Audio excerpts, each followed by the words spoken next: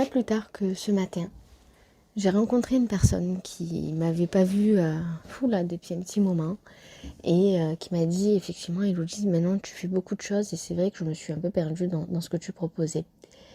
Et là je me suis dit oui, c'est vrai, il est temps quand même là maintenant de vous expliquer un petit peu mieux le lien entre tout ce que je propose. Alors dans ce que je propose, il y a une partie très spirituelle qui va être la communication avec l'au-delà, avec les défunts, une partie soins, une partie chamanisme, voilà, on va dire une palette, une boîte à outils assez importante dans laquelle je vais aussi travailler en bioénergie, dans laquelle on peut travailler sur les mémoires akashiques également, mais pas que.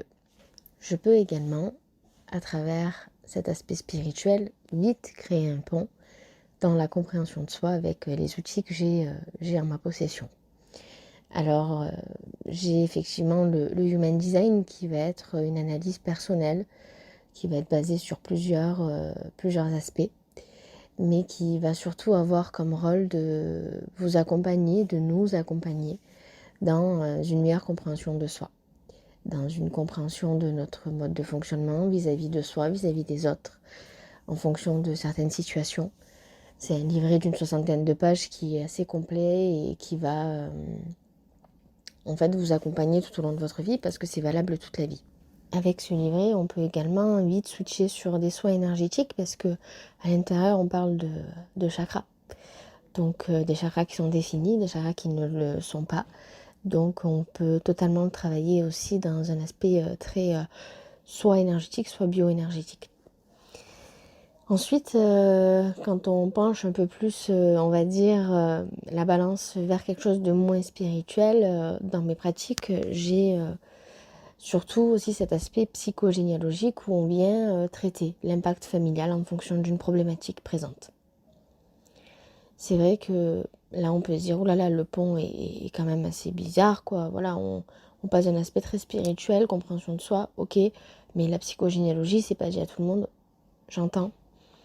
Et c'est vrai que je trouve que c'est assez complémentaire parce qu'au final, on vient comprendre l'impact familial sur soi, mais on vient aussi, si on le souhaite en tout cas, compléter ça avec du Human Design par exemple et comprendre justement pourquoi nous, on a vécu cet événement, cet élément, cette transmission de cette manière-là.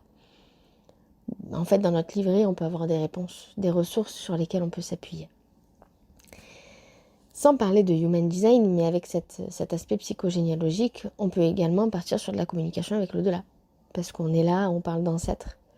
Et je peux très vite, à un moment donné, si besoin, avoir une canalisation qui vient et faire une communication avec l'au-delà. Vous voyez, en fait, on arrive à lier certaines pratiques qui peuvent être totalement différentes. Et c'est aussi en ça que j'ai à cœur de continuer d'avancer.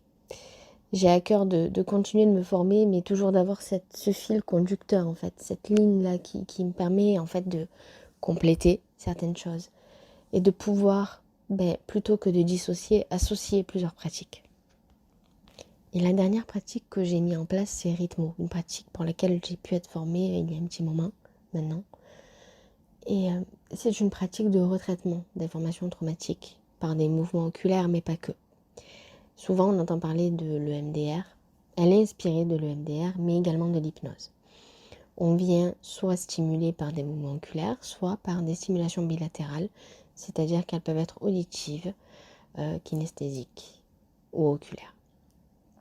On vient donc, grâce à ces stimulations, créer des liens entre le cerveau droit et le cerveau gauche.